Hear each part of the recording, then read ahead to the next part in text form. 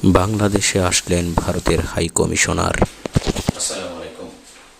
বাংলাদেশে এসেছেন ভারতের নবনিযুক্ত হাই কমিশনার দীনেশ ত্রিবেদী। বেনাপোল সীমান্ত দিয়ে তিনি বাংলাদেশে প্রবেশ করেন। বাংলাদেশে আসার পরে সাংবাদিকদের সামনে তিনি তার অভিব্যক্তি প্রকাশ করছিলেন। তিনি দাবি করেছেন বাংলাদেশ এবং ভারতের মধ্যকার যে সুসম্পর্ক সেটি আরও কিভাবে দৃঢ় করা যায়, সম্পর্কের উন্নয়ন আরও কিভাবে ঘটানো যায় সেই বিষয়ে তিনি কথা বলেছেন।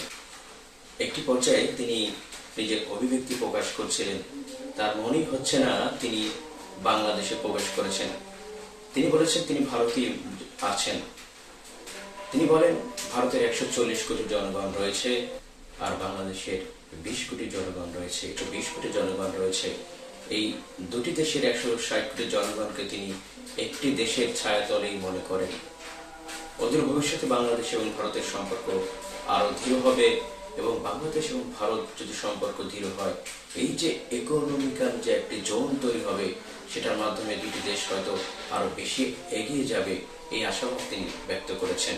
কিন্তু বাস্তবিক পক্ষে আপনাদেরকে যদি জানাতে চাই যে গত কয়েক সপ্তাহ যাবৎ বাংলাদেশ এবং ভারতের বিভিন্ন সীমান্তে অনেক অস্থিরতা বিরাজ করছে।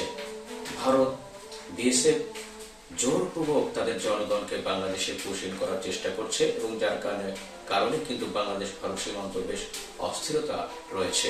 আমরা বারবারই দেখি নতুন হাই কমিশনার বাংলাদেশে আসে, অনেক আশার কথা বলেন, কিন্তু বাংলাদেশের স্বার্থ কিন্তু রক্ষা হয় না।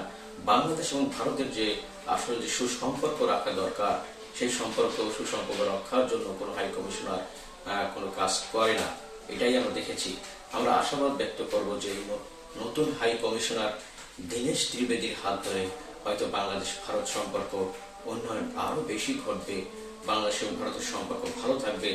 দুটি দেশ দুটি শত্রু নয়। ভারত যে আমাদেরকে আগ্রাসী চোখে দেখে, আশা করি যে অদূর ভবিষ্যতে তারা আমাদেরকে অবশ্যই সত্যিকার অর্থে বন্ধু রাষ্ট্র হিসেবে গ্রহণ করবে এবং বাংলাদেশ এবং ভারত যে একটি পাশাপাশি দুটি দেশ, তার শান্তিতে বিশ্ব দরবারে এগিয়ে যাবে, এই আশাবাদ ব্যক্ত করছি।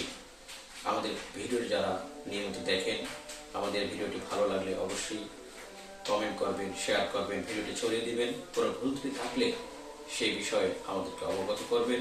আমরা আপনাদেরকে সেই ভুল ত্রুটি শুধরানোর চেষ্টা করব এবং আমাদের চ্যানেলটি যারা ভালো লাগে অবশ্যই সাবস্ক্রাইব করবেন। আল্লাহ হাফেজ।